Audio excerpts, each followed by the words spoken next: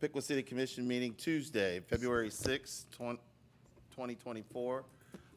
Let's start by saying the Pledge of Allegiance. I pledge allegiance to the flag of the United States of America and to the republic for which it stands, one nation, under God, indivisible, with liberty and justice for all.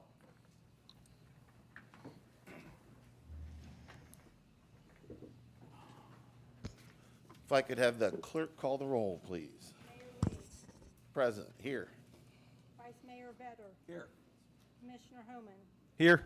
Commissioner Vedder, DeBross. Here. Commissioner Simmons. Here. Mayor, I would like to move that we adopt the revised agenda that is before all of us and follow that instead of the agenda that was on the schedule. All right, I'll take that motion. Is there a second? Second. Moved and seconded. All those in favor? Aye. Aye. And all it does is move public comment to the very end. All right. First on our agenda is a proclamation for Black History Month. It reads as follows. Whereas the Diversity Committee at Edison State is committed and for the city of Piqua to advancing the college and the city's goals in the areas of diversity, equality, inclusion, and human rights by leading efforts to define and cultivate diversity as both an institutional value and academic priority. And whereas Black History Month is an occasion to rediscover the enduring stories of African Americans and the gifts of freedom, purpose, and opportunity they have bestowed in future generations. And whereas it's also a time to commemorate the countless contributions of African Americans, many of whom lived through and endured segregation, racial prejudice, and discrimination to enrich every fiber of American life today. And whereas the city of Piqua and the Diversity Committee and our community and the world is a much better place today because of some of the individuals who have crossed this earth. Whereas we are united and we all stand together to support each other as we include, accept, and embrace the different cultures in this community. Now, therefore, let it be known that I, Chris Lee, the mayor of Piqua, city of Piqua, do hereby affirm and celebrate Black History Month in the city of Piqua. All right. All right. Next is going to be a presentation by the Power Project, if you will come forward. And as you come forward, I will remind everybody who's in the audience that this is a meeting. There are going to be no distractions, no talking from the back of the room, no getting up and moving around, taking video. If you want to take video, please do it from your seat. Find a good seat and take a good video. But we don't need any distractions. We want to be respectful of the people who are up here. And you are up. Thank you. First off, I'm Rebecca Susek, and I'm representing Piqua Compassion Network, which is located at 325 West Ash Street here in Piqua. And I'm here to do a presentation on our awesome Power Project. Good evening, everyone. And first, I'd like to offer my congratulations to our newest members of council and to you, Mayor Lee and Vice Mayor Vedder, on your willingness to serve in a leadership role during this time. Thank you for the opportunity for me to come and share with you on an update on our Power Project at Moat Park. I first want to share with you the mission of the Power Project. It is to create a safe and inviting youth center for all teens at the Moat Park Community Building. The center will provide teens access to basic needs resources and use fitness and education to give teens power over their physical, mental, and social health. The program will operate as an after-school program for youth in grades 7 through 12 to start, with the goal of offering specialized programs throughout the summer months. Now, this was the mission that we started when we did the pitch, Piqua, and we were blessed and fortunate and grateful to have won the pitch on the Piqua Community Foundation's inaugural pitch, Piqua. Mm-hmm. And so what we have done in this time is, in keeping Raymond Moat's legacy of the heart he had for the young people in this community so many years ago, for which the park is named, this is truly the soul of this project. For those of you around who don't know who Raymond Moat is, I suggest you look him up or see me after the meeting, and I'd be happy to share his story with you. So I'm here to tell you where we are with a fantastic project. Little did we know when we pitched this that this would be something that the community would rally around and be excited about. So we have ventured into a larger project than a 3-day-a-week that we talked about, the after school. What we have done is when we won the pitch, the city so graciously offered to add funds to be able to update the restrooms. If you have been in that building and know, they are not ADA compliant. They are sorely in need of being brought up to speed. So what we looked to do, where we were gonna just put some cosmetic and paint and do some, nothing of a major renovation, we decided to join forces and go ahead, rather than make the needed cosmetic changes and perhaps have to tear it out as we were going through the water, the area that we're looking at to improve. That goes right through that snack bar area that we have planned to renovate and make more, rather than a full kitchen, more of a snack bar. So when the city stepped up, in order to do the other work we wanted to do, it was necessary to bring in a firm to create a more professional plan than we could do on our own. So with the support of the Piqua Community Foundation behind us, we've enlisted the services of MT Studio and Level MB Construction to come and draw up the architectural plans, mechanical drawings, to bring life to this tired, old, worn-out building. And I've actually brought those plans for you to look at tonight to be able to see exactly how it's laid out. They are the architectural firm that the Lincoln Center in Troy used to renovate their space, and this is what we modeled the Power Project after. Shane Carter, who I don't know if he's made it tonight, but he was going to try to make the meeting tonight, can speak to the quality of the work that this firm does and how nonprofit friendly they are to work with. I have with me, like I said, the plans, and would like to share a little more about what we're providing to the community. We have laid out, like I said, the restrooms, the snack bar. We have a lobby area where kids will be able to congregate and talk. We have a gymnasium planned out. The stage area will be classrooms. We have a couple of storage areas that we can convert to more classrooms.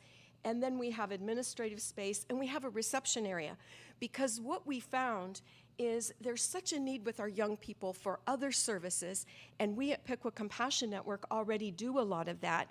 We have forged a relationship with mental health counseling, and one of their strong suits is youth and transitional youth. So we can bring those and hit the ground running, being that we have use of this facility all day, every day, 7 days a week, and on weekends. Why not put it to good use? So over the last year, I've been in contact with people from the schools, people from the community that can come in, like I said, the counseling.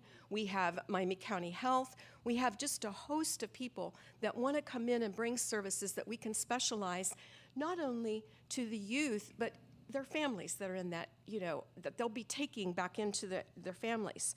So the 2 phases we were looking at is phase 1 encompasses, if I might walk over and point. Go ahead. Right through here, this area is, if you think the restrooms, if you think about it, we have some storage area and the snack bar. This is where we want to provide basic needs, some food for them to take home, a food pantry that they can have. One of the things we found is that kids are needing, they get food in the morning and maybe at lunch, but they need some food in the evening to tide them over. We can also have that open during weekends. We have a reception area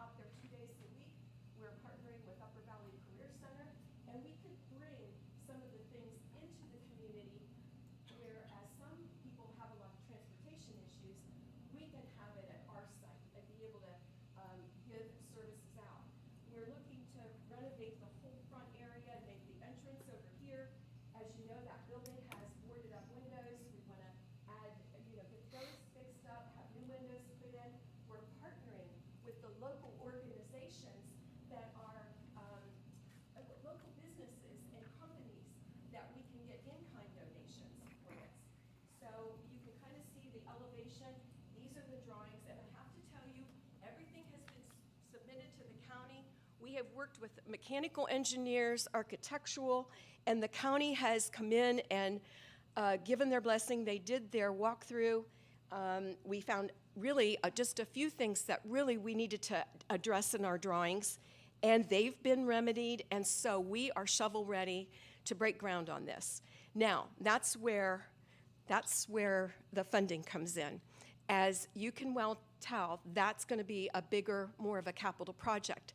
And with our friends at the Y having their project getting ready to open, we didn't want to start in the community a full-blown capital project. We've done all the behind-the-scenes work so that we can get ready for this. And we've already, in a $300,000 project that we're looking at, we've already raised almost $200,000. So I'm in the process, one of the things I'm doing is writing grants, and we're going to be doing a full-blown campaign. You know, it's funny how quickly the sum of the parts add up, that you can have a company give some here, and by the time you add it up, you can get that phase one up and going. But not only are we looking at trying to do phase one, we would like to be bringing the construction crew in, it's much more economical to do the whole phase. And I'm working with one of the project managers here with the city of Piqua to be able to make that happen, and we're overseeing this stage by stage. So looking at that, the major part of it's the funding. We have got plenty of funding and resources to do the programming, to hit the ground running with programs, services. We can get donations of furniture. We already have people lined up to be doing those sorts of things. And I had asked, I see Shelley Mitchell is here representing the schools, if I might be able to bring her up, Sure. that she could tell you what she sees from the perspective of the schools and some of the programming that we've talked about running. So, Shelley, I see you hiding back there. She's not hiding. She planned to come, but was a little delayed, so. It didn't work. Shelley Mitchell. I'm a lifelong Piqua resident. Yes. I have 4 children. My husband's from Piqua, all Piqua graduates. This is my heart's desire originally because of working at the high school. I've worked at the high school for 8 years. And I see a very deep need for our kids to go somewhere after school.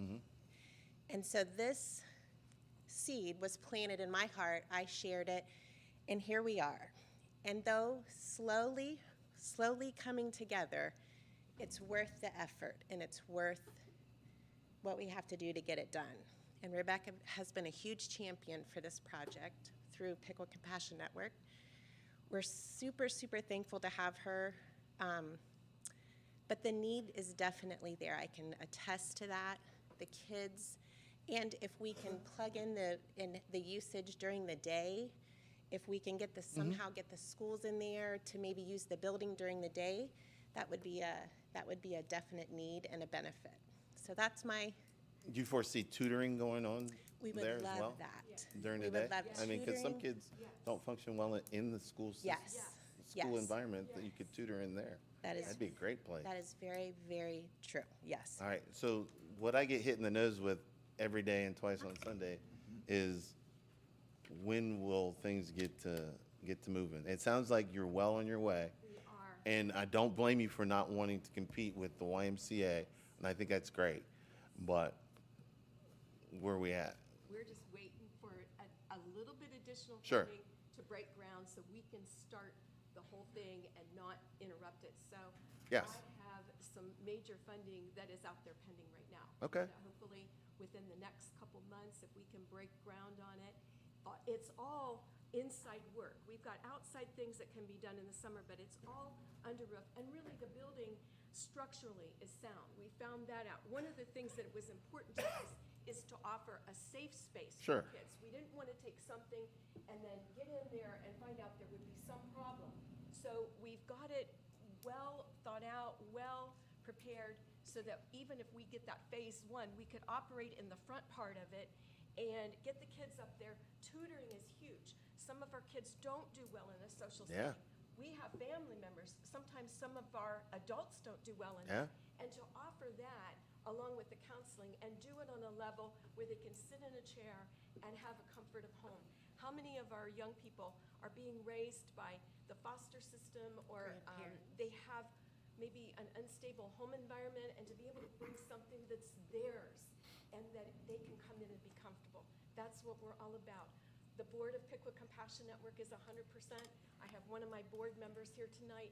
We are taking this to a much larger degree Yeah. than what we thought. Yeah. But it is. We have a ton of people from Piqua that remember that building and keeping that legacy. The thing is, our young people deserve it. They Yeah. are our future, and we are Piqua. We're all for you. Okay. I appreciate you, and thank you for the presentation and the update. Do you have any other questions? I have a couple. Okay. Looks like you're looking for $100,000. Yeah, just a little bit more. Yeah. Okay. And the second thing is, we don't have a start date at this point. Not yet. You'll share that with us. I as will. it comes I'll come up. back and do an update for you. And how 3 many days months. a week do you anticipate the building being open? It could be open 7 days. We could do Sundays, we can do Saturdays, we can do after school. You know, we talked originally about 3 days after, but we want to roll it out to the junior high, and then we also have other ancillary services that we can bring in on those off days. Will you have any paid staff involved? We are looking at one person that would be a paid staff to kind of administer and be on site. But you know, Piqua Compassion Network, we're in our 17th year on all volunteers except me. And we have one paid staff, and there are retired teachers, there are retired people. I have people on a regular basis that say, I can't wait for this to open, how can I help? Yep. And for anybody else, I've laid brochures that's got the Piqua Compassion Network. It talks about the Power Project, where you can go. And for anybody out there that might be listening that would like to donate, you can see our website, and I got to put a pitch in for that. So Yep, we're we ready sure to should. roll. One final question. Will the building be available for anyone else under certain circumstances? Well, we're going to look at that. Once we get going, right now it can't be because of our insurance. We actually rent the building, and we would have to add a liability insurance and having people come in. We will have that once we start the programming. Right now, we've acquired builder's risk insurance so that we can get the construction. I'm telling you, we've got this ready, lined up, ready to hit the ground running, so. Cool. But we'll consider that in the future. Is there anything that the commission can do, or anything that the city is doing that's holding you back, or anything the commission can do to accelerate this? I will tell you, the city of Piqua has been stellar in coordinating with us, and they are a project. And I have to tell you, there are other communities that don't have these partnerships. This was a nonprofit. This was the government, the city. This is the private sector coming together, and the schools, education. So we're all coming together to make this happen for our young people. And I'm a graduate at Piqua Central High, 50 years it'll be for me graduating this year, so this is a special year. Wow. One quick question. When everything's all said and done, and I noticed you said classrooms. Yep. Are you going to have need for computers in any? Yes, Okay. absolutely, and that's where the foundations, a lot of funders will fund the programming part. It's a little bit harder to get the larger capital, but I have people that are waiting to fund those things. I've got 34 years in IT. I can't make any promises, but I've worked for a number of large companies, and I have contacts going back there. You could help us get that up and going. Get some I IT would be stuff more going. than happy to go, hey, you know, we got this thing going out here Yeah. in Piqua. That's exactly what this is built on. This is built on everybody. Everybody in this community can be a part of this project. There you go. So, anything else? No, thank you for the update. Well- We'll look for another one Good luck. later. Thank you. Yeah, yep, we're going to do this. Thank you so much. Appreciate you.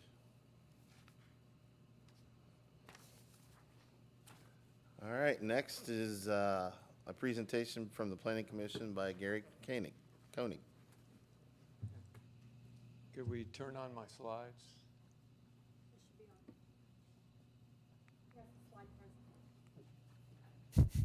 Got 3 minutes. Not going back there.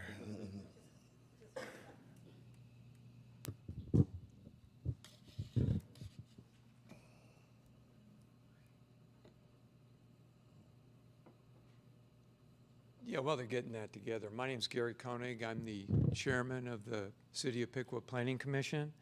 What I'd like to do tonight is start a conversation with the City Commission. And what we want to do is ask a question is the built environment in Piqua valuable to preserve? Now, right now they have my chart up there, historic landmark overlay.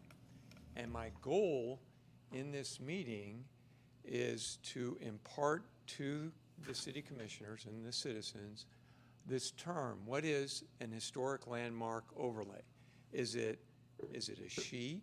Is it a layer on a computer program? Is it a program, like in the program sense? What exactly is it? And I think as we go through this, we'll discuss this. Now, here's an overview. I'll first do a brief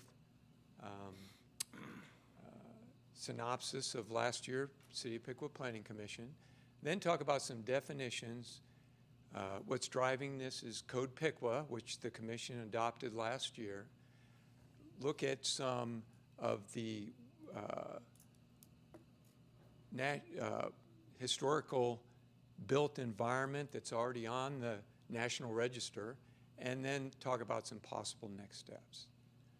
Now, the City of Piqua Planning Commission, what we basically do is we have such powers as that are delegated by ordinance from the City Commission. And we handle a number of, we do similar to what you do, we do resolutions. And some of the things we do are very controversial. Special uses are very controversial, and I think there's one on your agenda adding some special use to some things. And certificates of appropriateness, and I'll define what that is. Those are controversial. Usually when we get in these heated topics on the Planning Commission, quite frankly, it results in split votes. There's no unanimity, but we go through this. Now, right now, there's 5 volunteers on the Planning Commission. It's a 5-year term, so every year the City Commission appoints, and we hope they choose wisely. They appoint members to the Planning Commission. And Joe Wilson's term expires next month. Shannon Brannon, Commissioner Brannon, she departed last year. So we have 2 vacancies. And so if Commissioner Holman, if we can ask for help, we need 2 commissioners. Otherwise, April, it's unlikely we'll even have a quorum. We won't be doing business, okay? Now, here's a summary of activities. Last year, we had 13 meetings. We handled 37 resolutions, okay? Of those 37, 6 were certificates of appropriateness, which related to the historical program. We inherited from a few years back, the Downtown Design Review Board was rolled into the Planning Commission. That increased our workload by about 5 or 6 resolutions a year, and we'll cover what those are later. So in terms of level of effort, commissioner's contribution is about 52 hours a year. One commissioner serves on the Board of Zoning Appeals and one serves on the Housing Council. We did a lot of back and forth on the Code Piqua review last year. There was a lot of format and content that we were constantly in coordination with the city staff, and finally that was resolved. So the total volunteer commitment is about 80 hours. I think that's a pretty full plate for volunteers. Now, if we take a look at the Board of Zoning Appeals, last year, I know that's topical right now, they failed to meet because they had no quorum later in the year. So it's kind of an odd year. So I went back a year to 2022. They handled 26 resolutions in 2022. Adding their workload to ours, I think that, 3 to 4 resolutions a meeting would be ideal. I mean, I know we can't control that, but that would be ideal because it would run, the meeting would run an hour to an hour and a half. We would have good interaction with the public in the public meeting. I think that would be ideal. One thing I've heard discussed is increasing the number of members. We would still require a quorum. It won't decrease the number of meetings unless there was some kind of rotating meeting membership that we could do. I'm not sure if that would help. Another thing I'd be remiss in not stating is some of the actions that we do are quasi-judicial, and we follow Robert's Rules of Order for the conduct of the meeting. So do we.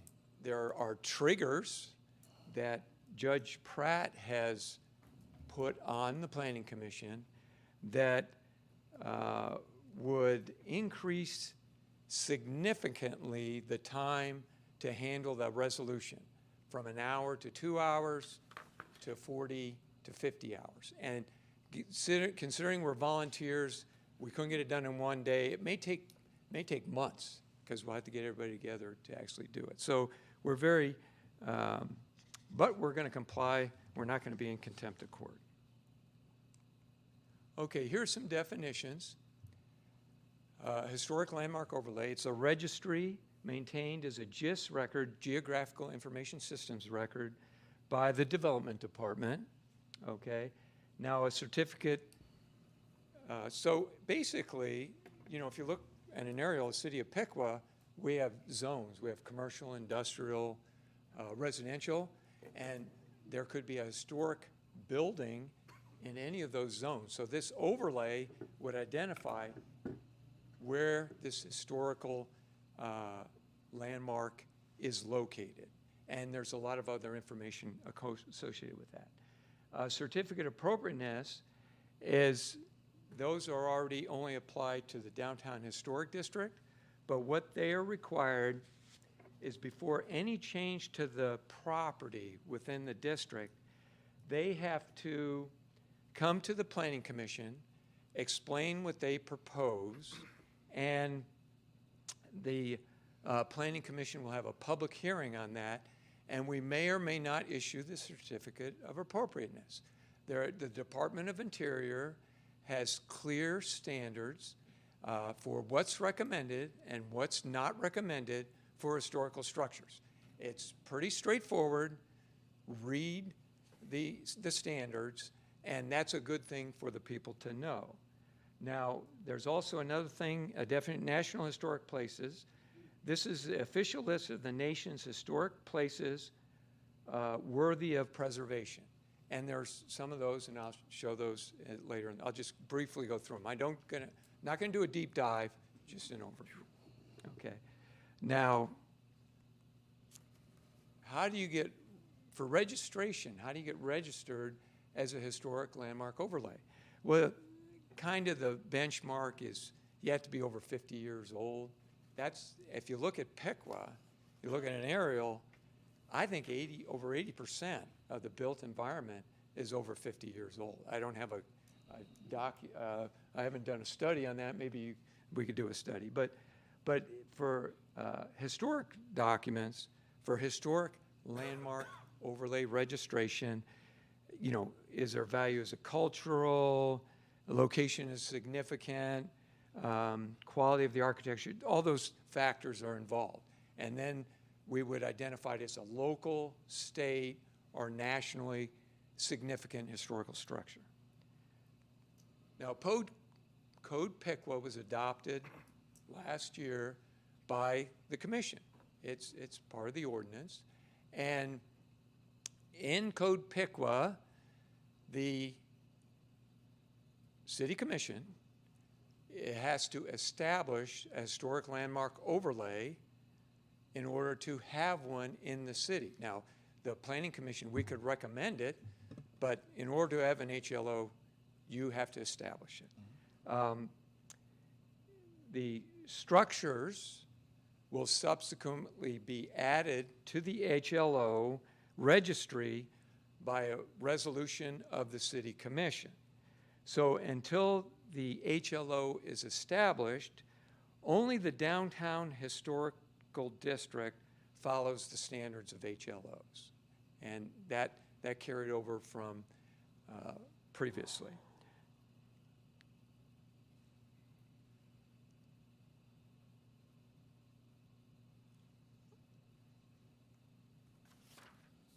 Okay, so Code Piqua. So now this is what I call my full disclosure slide, okay, to be full disclosure. The exterior modifications require a certificate of appropriateness. Some citizens look at these incentives, remedies the city has for the preservation program, and they object to them because it's private property we're talking about here. But owners of the property have to have insurance requirements that if it was damaged or destroyed, it can be completely replaced. It's a $50 fee for a certificate of appropriateness. If they do anything to the property, to the exterior, without a certificate of appropriateness, that's $500 fine plus cost of prosecution each day of the violation. That's an incredible incentive not to do it without a certificate of appropriateness, plus civil penalties. So I just wanted to make sure you were aware that the certificate of appropriatenesses are somewhat controversial.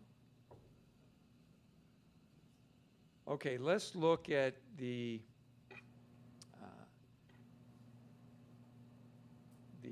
some of the historical properties. This is the downtown historic district that's already requires certificates of appropriateness.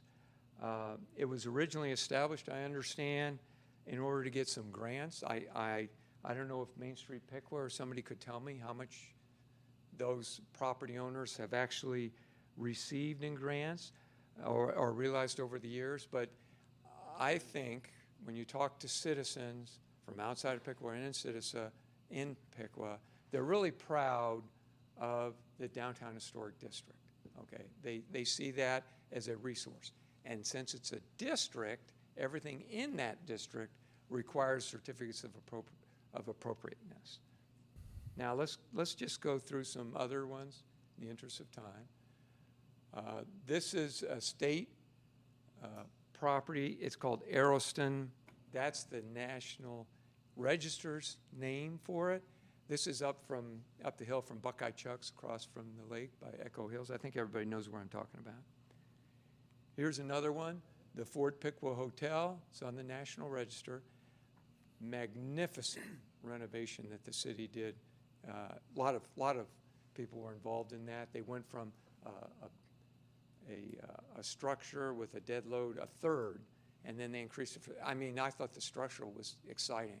I went through that several times, but just a real win-win project there. And they didn't really change the exterior. Piqua High School, it's on the National Register.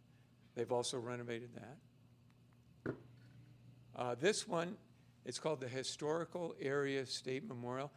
This level of significance is national, and some people know it as Johnson Farm. Oh. It's in the city limits. And this is the Piqua Caldwell Historic District. Now on the left, you can see the Piqua Caldwell Historic District. Right now, the Planning Commission has no authority other than the zoning regulations, and it's other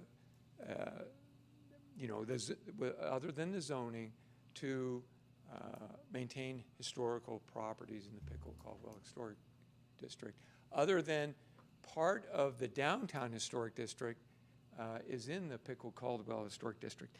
Unfortunately, the quality of this presentation, actually a good portion of the downtown historic district flows into the Piqua Caldwell Historic District. It's actually orange on my charts, but anyway, take my word for it. And the Zollinger Building. So I think the answer to a question at the beginning is yes. Here are some next steps. They're not shown in any particular order or priority. It would establish a construct, if we proceeded with these next steps, to preserve the built environment of Piqua. It'll be controlled by the City Commission. There's a lot of controls there. I think a good start would be the highlighted step. Establish the HLO by ordinance, add landmark properties by resolution. But certified local government program, the only certified local government in Miami County is Tip City. And when you become a certified local government, and I talked to the development department, and I think they might be working on that already. I think that might be something that they're looking at pursuing. But in order to do it, the city commission or the mayor has to have an interest in it. Otherwise, it can't go forward, okay? What do we get from that? Grants, education materials. That's important for the planning commissioners. We need to be educated on historical. Some of us just would like to know more and learn more and be part of the whole environment. There's SHPO projects we can be involved with. That's the State Historical Preservation Office, SHPO. That's a state.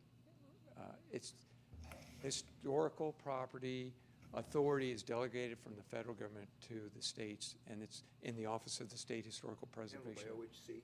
What? Handled by OHC, the Ohio Historical Society. Correct. It is. Correct. And then as far as considering establishing a Piqua Historical Commission, we would identify, if we don't have a special commission for historical, then on the Planning Commission, we'd identify 2 or 3 commissioners who will be our subject matter experts on historical issues. We need to have that kind of, because we don't want to be, just take too much personal kind of judgments on these things. We want to really follow the interior standards, State Department of Interior standards. There's some of the structures in the historic downtown are not contributing, okay?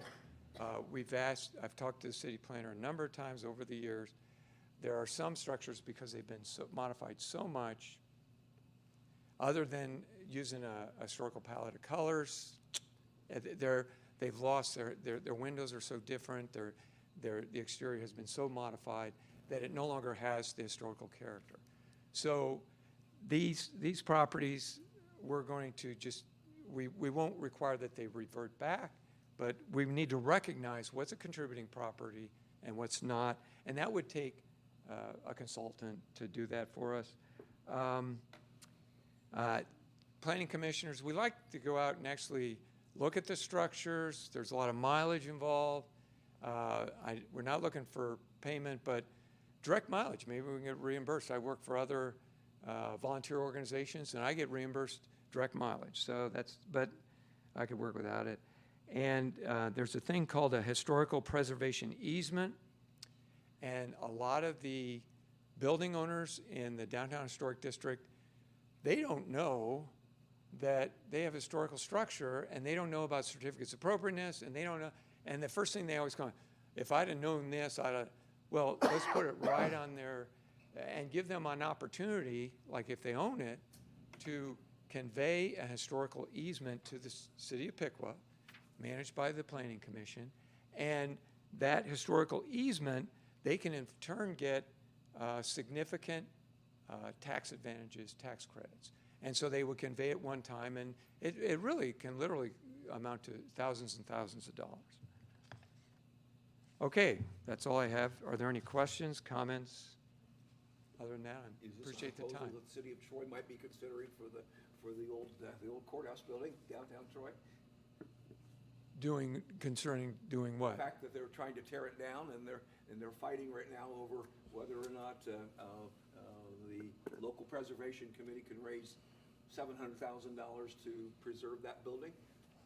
Yeah, that's a, now see, like I said, if that was in the downtown historic district, that would be a decision that the planning commission, They're concerned, but again, they've been fighting for over a year after storm damage. yeah, and with these remedies in the Code Piqua, you know, it's, I don't know. They need to learn. All right, thank you, Gary. Thank you.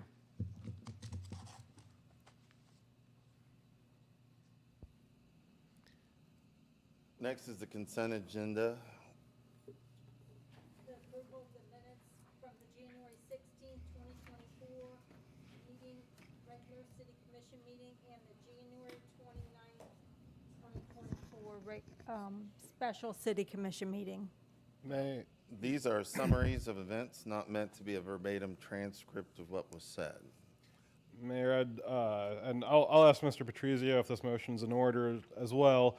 I would motion to strike the public comment from the minutes. Just strike the whole section and leave it as just the single sentence. There was statements during public comment. You have to have some summary of the public comment. You can modify the summary, but you have to have some. The recommendation that we received from the city said that that was not required. All right. If the motion's out of order, I can rescind it, but So how much of the public comment summary are you going to? the whole thing, either all or nothing. I'll second. All right, No, with that said. I'm not sure on that. I mean, I'll be honest with you on that. So With that said, before we do that, keep in mind that we operate according to Robert's Rules of Order as well.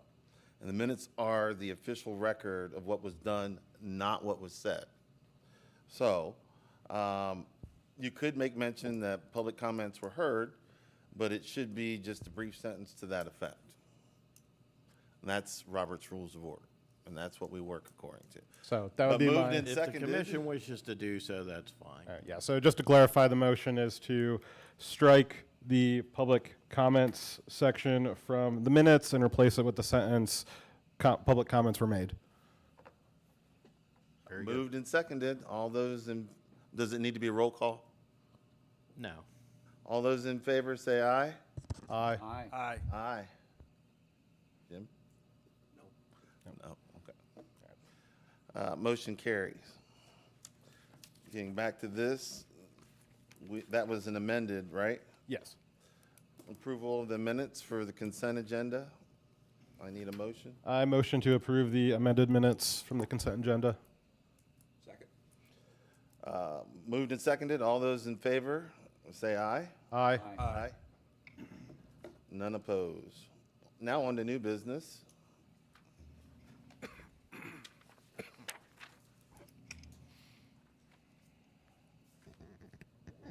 Actually, that first ordinance should be old business.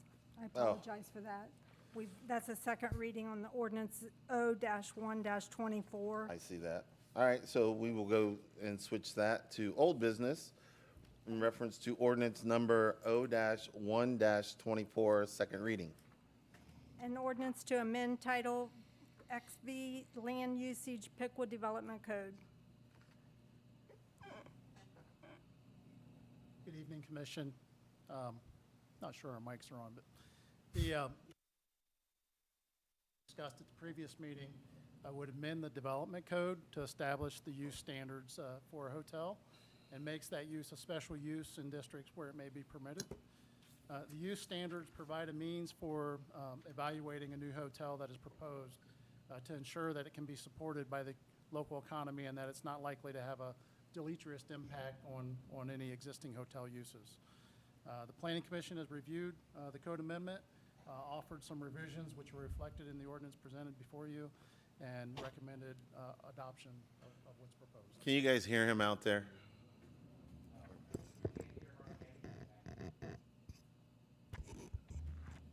Can you check and see? Any comments from the commissioner? Here we go. There you go. I'll switch mics. That'll there. do it. Really? Why? It's been moved and seconded. No, we're not on this one. It's just the second reading. Any comments from commissioners? Any comments from the citizens in reference to that ordinance? Really? Okay. You could read it. He can repeat it. Happy to. As mentioned, this would amend the development code to provide for use standards for a hotel use to be a special use, and the use standards would allow for the Planning Commission to make a determination that a new hotel use can be supported by the local economy, and it would not have a deleterious impact on the existing hotels. So it's a protection mechanism, which is typical of zoning codes. In short, this would protect the market from being flooded with a dozen hotels all at the same time. Correct. Thank you. And it tiers them, correct? There are levels of the type of hotel. Yes, yes, so the use standards, the criteria, understand that there's a timeline involved in terms of the introduction of product to the market space. So yes, and it also recognizes the different types of product, so it wouldn't compare an apple to an orange. Thank you. Are there hard rules for the special use, or is it a judgment call based off of market conditions and expert opinion? So in general, there's 4 criteria for special use, and it talks about whether or not it's consistent with the community's comprehensive plan and the economic development goals of the community. It looks at whether or not it'll have an adverse effect on surrounding properties. It also looks at whether or not it'll have an adverse effect on property values or the interest of the abutting property owners. And I believe the 4th is just that it's consistent with the regulations, the other regulations of the community, building code, so on and so forth. Thank you. Any comments from citizens?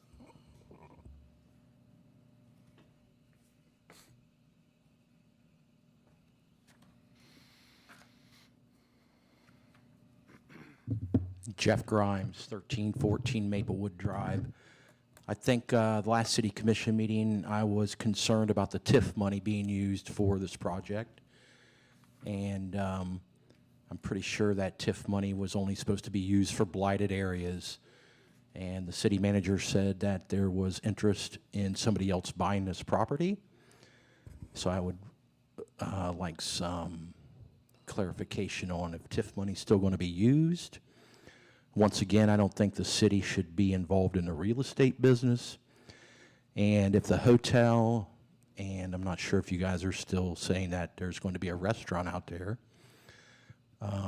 what kind of jobs is this going to create? Most of the time a hotel, no offense to anybody, but most of the time a hotel or a restaurant are tips, and I'm not saying that I don't want job creation, but there's already a shortage of that type of need. So please look at this TIF money carefully. Thank you. Anyone else? That'll conclude as a second reading. Next is resolution number R-24-24. Sounds like that mic's working. So. This is a resolution to perform sanitary smoke testing. This is in our sewer system. This would be the 3rd phase. That's be the 3rd year of this project. We started in the industrial area of the south, went out west into the residential areas, and this area will be downtown. This is where is our oldest infrastructure. This is where we expect to find the most cross connections, giving us our I&I or infiltration and inflow into our sewer system that we don't want. So this is approval of that. This is taking it over the $75,000 threshold for the first time. So that's why this is the first one coming to you. There's maps in there of the area. This will be about 3 weeks long. I'm going to follow the same procedures we did the first year, the second year, notifying the public with door hangers, website, social media, having a fire truck out there to show presence, in the neighborhood, just to know that something's going on so we don't get a lot of calls. Any questions on this program? Will this project be completed this year, or is it multi-year? This phase will be in March, probably the last 3 weeks of March. And then we would have hit the oldest parts of the community. We're still got it to go out west some more and on the east side. But we're not expecting to find as much out there because they are the newer infrastructure. And after we complete this phase, are there other phases yet to go? Yes, this will continue for a couple more years. I don't know if it'll be as large as this one, going to almost $88,000. It may be smaller. And the overall goal of this is to find these cross connections and repair them. Now downtown, we're not going to be digging up streets downtown, obviously. That'll probably take some lining, sewer lining will go on. We've done some small areas of that. We've done Maplewood, we've done Young Street, we've done a few other areas with that with success. So that would probably be the remedy action in future years to come up with projects with the troubled areas and fix those areas kind of invasively. But this year's the big push because it's the oldest infrastructure, right? Yeah, this is where we're expecting the most cross connections with storm sewers is really the problem. People's sump pumps, you have downspouts, a lot of different ways water can get into the sanitary sewer that it shouldn't, and we want to try to eliminate those where we can. The first year we had great success over on Orr Street and South. For a whole intersection, all the storm water were going right into the sewer. We fixed those, did point repairs, checked them the second year, no smoke came out. So the fixes held, they work. So that's kind of what we're looking for going forward. Find some of those obvious fixes, make the repairs, and it should help us at the plant, the wastewater treatment plant. Do you know when the last time this testing was done? I cannot speak. I would have to ask one of our seasoned personnel. It has probably been a long time, if ever. I know we had some equipment way back in the day where we would do it ourselves. I can confirm that. So I don't know what years though. I can't confirm that. That was about 20 years ago. Okay. In the downtown area you're talking, or ever? I don't know where they did it back in the day. I'm not sure. So, as in full disclosure here, I did work for the wastewater department as a summer from college, and we didn't have this phase, the city. We had the ability to do certain areas where we didn't hire it out. I was just curious as to if there had been anything done since then. I don't think so. Fair enough. And just to kind of bottom line it for the community, basically what you're doing is you're finding places where rainwater enters the sewer, and every time it rains, that overloads the water treatment plant, which costs everybody more money on their utilities. So by finding and eliminating those connections, we're going to keep everybody's utilities hopefully keep everybody's utilities stable after that. Well, yeah, that's less water that gets to the plant that has to be pumped, has to be treated. And another benefit is it also allows for more capacity at the plant in the future. So you can bring in new industries. You reduce 2 million gallons coming in during high flow. That's 2 million gallons you could have from an industry or a business or several businesses. So another benefit. Any questions from citizens? I will entertain a motion then. I move the approval of Resolution R-24-24. Second. Moved and seconded. All those in favor say aye. Aye. Opposed? None? Moving on. Resolution number R-25-24. A resolution authorizing the Commissioners Committee on the Fire Training Facility. Commissioner DeBras, I'm going to hit you up. Thank you, Mayor. This resolution does one big thing and then also adds some clarification and some guidance language to it. The first thing that it does is it creates a committee that is to be made up of 5 individuals from the city of whom live in the city of Piqua. And their 2 charges. One is to produce a report and recommendations as to the events that happened at the old water treatment plant from the 2017 to 2023 time period.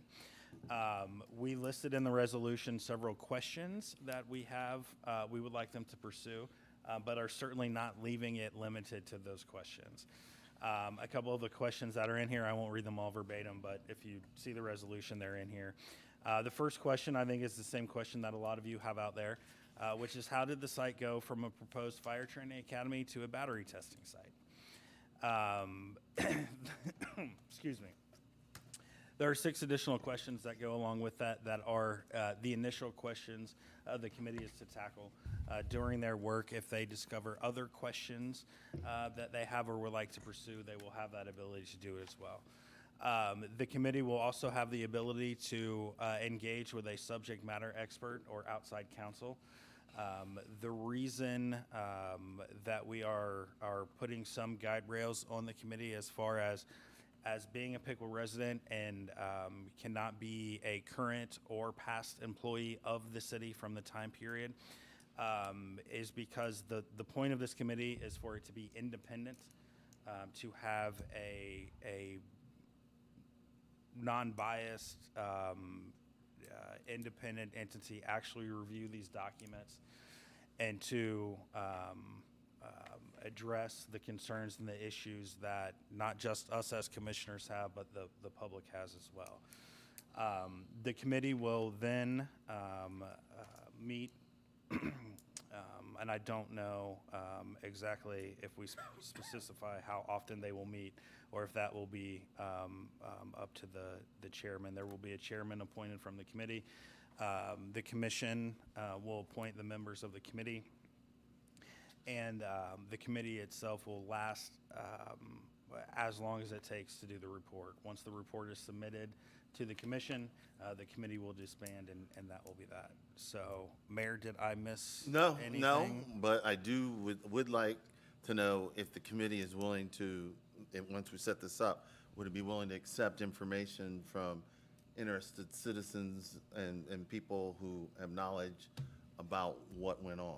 Absolutely. That's one of the things that when we walked through the creation of this, in order for this committee to actually do the work and to produce that report, not only will they have access to all of the public documents that are available, the emails, the legal documents, the MOUs, those types of things, but yes, the committee will be able to reach out to current employees and can reach out to former employees.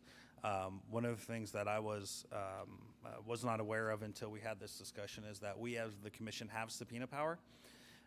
So if this committee would find someone who was not willing to cooperate, they could come back to the commission and ask us to go that route, which obviously we would then entertain that and offer that guidance. So.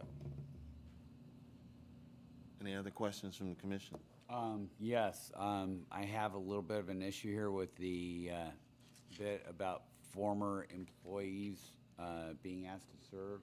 There is one in particular who has been working tirelessly to help get who has been working tirelessly to help get to the bottom of this, and asking that person to not serve, telling them no, you can't serve on this, I think is doing a disservice to the city of Piqua, to that person, and to this commission.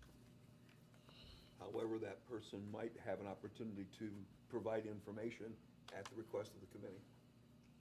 No, Right, but I just think they should be able to go to the committee and present the information. Participate. Of the 5 members. Yes. They're public meetings, right? Yes, I believe, I was trying to look it up here, but I believe that the text of the resolution mandates that there be monthly open to the public meetings attended by at least one of the commissioners. So I believe that would be the time. And the commission, some of this gives us the commission kind of latitude to give I guess, guidance to this committee. Some of that guidance could be accepting input from the public. Yes. And so just because you're not on the committee, there's a lot of people who are outside of the city as well who have a lot of That have a information. lot of knowledge, Have a lot of yes. information. It's expected that the committee, once formed, would be open to receiving information from those sources. Absolutely. Right. I still think it's doing a disservice to the commission, to the city of Piqua, and to the person who's actually been spoken to about this, so.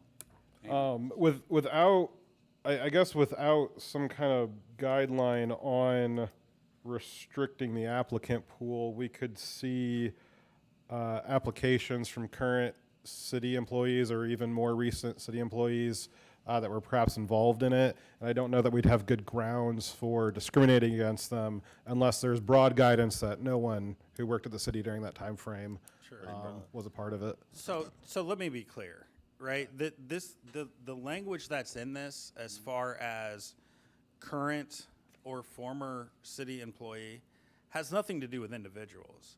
If we are setting up this committee to be truly independent, then allowing someone to serve on the committee whose these documents actually crossed their desk, whether it was currently or in the past, in my opinion, again, just my opinion, one of the five of us, you can make a motion and we can try to change this, but I think that delegitimizes the independent nature of what we're trying to accomplish. But again, that's just me, I'm one of five. If you want to strike it, feel free, offer it up. Okay. I would like to make a motion that we remove the section about the former city employees. So that- It's moved. Second? Is there a second? I'll second it because I want it to go to a vote. So all those in, do we need a roll call? Well, do we want to do roll a call comment, Huh? commissioner's comment Do a prior to roll vote? call on this one. Do a roll call on this one? If you want to comment before? I just want to continue to build off of what Commissioner DeBras said about a truly independent committee and the possibility of potentially reviewing work that crossed individuals' desks. It would create a conflict of interest, I believe, and it would be a point where the member might need to, or it'd be appropriate for them to recuse themselves. And we're not looking to create, at least I'm not looking for a committee that will be created of people who are going to have to recuse themselves because of a conflict of interest or, just because of a conflict of interest. May I ask the law director a question? Yeah. Mr. Patrizio, if the provision eliminating a former employee were taken out, would the former fire chief be allowed to serve on this committee? Absolutely. Thank you. Would current employees of the city be able to serve on the I think committee? the commission can appoint anybody they wish to. Could they apply for it, I suppose? Yes. Okay.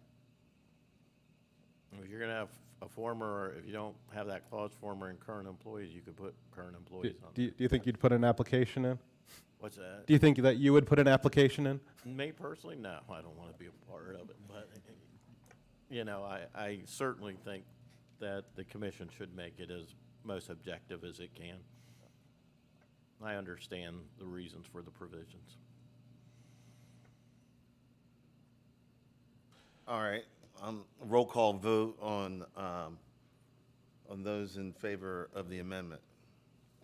Commissioner Lee, Aye. Better, No. Commissioner Homan, No. Commissioner DeBras, No. All right. Commissioner Aye. All right.